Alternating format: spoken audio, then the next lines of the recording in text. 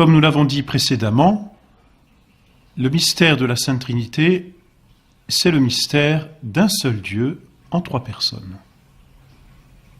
Il nous faut essayer de saisir ce que signifient les mots pour approfondir ce mystère. On dit en Dieu, il y a une nature et trois personnes. Ce sont les deux mots que l'on emploie, nature et personne. Qu'est-ce qu'une nature ? La nature, c'est ce qui définit une chose, c'est ce qu'est une chose.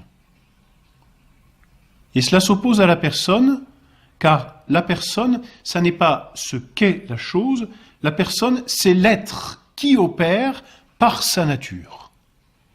Pour nous, c'est assez facile, nous hommes, de distinguer et de comprendre même. Nous avons, en tant qu'hommes, et tous les hommes du monde, nous avons la même nature. Mais nous sommes tous des personnes différentes. Chacun, dit-on, a sa personnalité. Pierre, Paul, Jean et Jacques, s'ils sont de même nature, ne sont pas les mêmes personnes. Ils sont des personnes différentes, dans la même nature.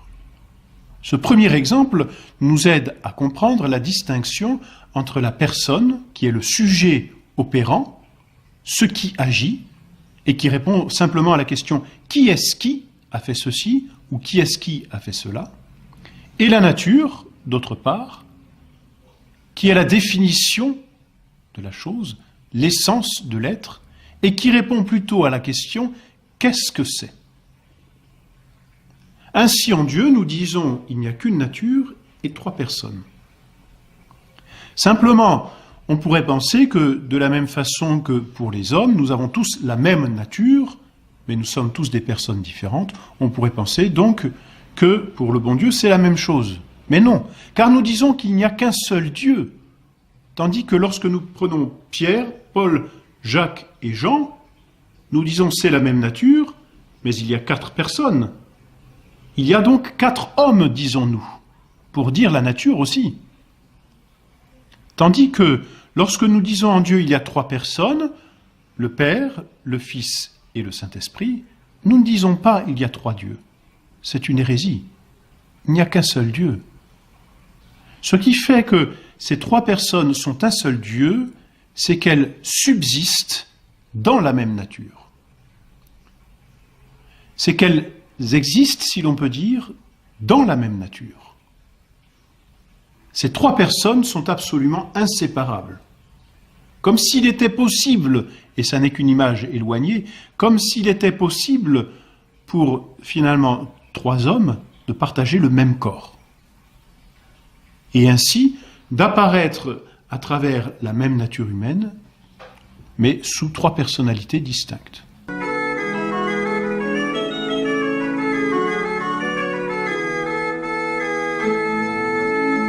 Ces exemples, on les retrouve aussi d'une autre façon peut-être, mais ce ne sont là aussi que des exemples bien éloignés de la réalité de Dieu dans la nature.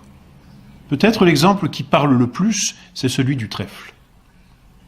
Le trèfle a trois feuilles, et pourtant ce n'est qu'un trèfle.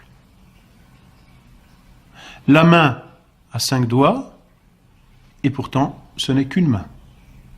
Et ce que fait toute la main, tous les doigts le font. Cependant, nos 5 doigts sont distincts. Il y a par analogie la même chose en Dieu, 3 personnes, mais dans la même nature. On dit donc 3 personnes consubstantielles. Alors que 2 hommes ne sont pas consubstantiels parce qu'ils sont distincts et dans leur personnalité et dans leur nature individuelle, en Dieu, il n'y a qu'une nature et 3 personnes qui subsistent dans cette même nature. Un seul Dieu en 3 personnes. C'est le mystère de la Sainte Trinité. Ces 3 personnes sont le Père, le Fils et le Saint-Esprit. Le Père ne procède d'aucune personne. C'est le Fils qui procède du Père, c'est-à-dire qui tire son origine du Père, non pas dans le temps, mais dans l'éternité.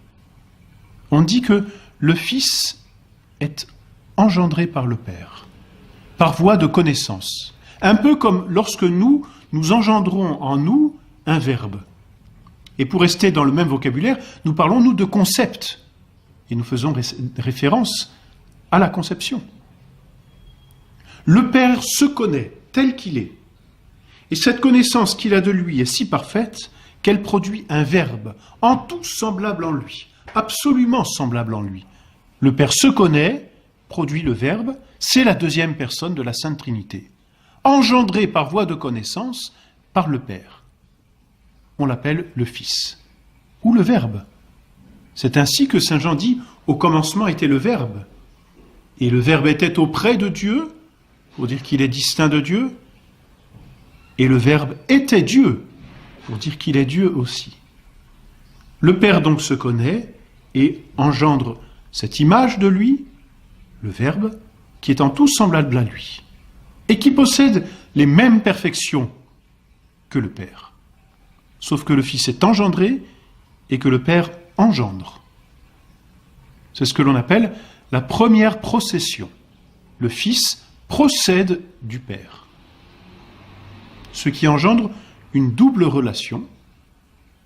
Le Père engendre le Fils, relation de génération. Le Fils est engendré par le Père, relation de filiation, tout simplement. Et le Père s'admire dans le Fils, et le Fils se reconnaît dans le Père. Il y a un tel échange, un échange si fort d'amour, que de cette contemplation du Père et du Fils procède une troisième personne, le Saint-Esprit, appelé l'amour. Il est l'amour de la Sainte Trinité. Il est l'amour que le Père a pour le Fils, que le Fils a pour le Père. Et cette relation entre le Père et le Fils est si forte qu'elle spire, c'est le mot théologique que nous employons, le Saint-Esprit, ou que le Saint-Esprit procède de cette relation entre le Père et le Fils. Ainsi, le Saint-Esprit procède véritablement et du Père et du Fils, de l'un et de l'autre. C'est le filioque de notre credo. Le Saint-Esprit procède par voie de spiration, dit-on. Le mot spiration vient du latin spiritus, qui dit élan, flamme, esprit, et qui dit justement cette flamme d'amour. Le Saint-Esprit procède du Père et du Fils par voie de spiration. Connaissance, amour, il y a un courant absolument parfait entre les trois personnes de la Sainte Trinité qui ne font qu'un seul Dieu. Car cet amour qu'est le Saint-Esprit est absolument parfait, puisqu'il procède du Père et du Fils qui sont absolument parfaits. Donc le Saint-Esprit est en tout point égal à Dieu le Père et à Dieu le Fils. Il est Dieu parfaitement. Il est tout aussi Dieu que le Fils est Dieu et que le Père est Dieu. Car il est tout aussi parfait que le Père, tout aussi parfait que le Fils. Simplement, il procède de l'un et de l'autre, par voie d'amour. Voilà donc ce mystère de la Sainte Trinité. Mystère qui nous dépasse infiniment, mais dont nous pouvons trouver une application dans notre âme, puisque l'homme créé à l'image de Dieu, l'homme, dans son âme, possède la faculté de connaissance et la faculté d'amour, qui sont comme un reliquat déposé par la Sainte Trinité dans notre âme. Simplement, cette image est très éloignée, parce que lorsque nous connaissons quelque chose, l'idée que nous avons de la chose que nous connaissons n'est pas aussi parfaite que la réalité. Elle n'en a même pas la même existence.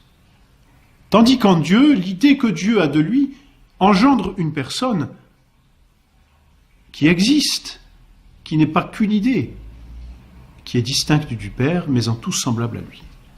et ainsi pour l'amour et le Saint-Esprit. Mystère qui nous dépasse, mais que le bon Dieu a eu cette bonté de nous révéler pour nous faire participer à son intimité. C'est là une des plus grandes preuves d'amour de Dieu, que de s'être révélé dans son intimité. Dieu qui a tout et qui se suffit à lui-même. Il n'était pas tenu de nous révéler cela. Mais en nous le disant, cette intimité, il nous dit en même temps combien il nous aime. Parce qu'on ne se révèle intimement qu'aux personnes que l'on aime véritablement. Ainsi, Dieu, par le simple fait de s'être révélé, nous a prouvé son amour.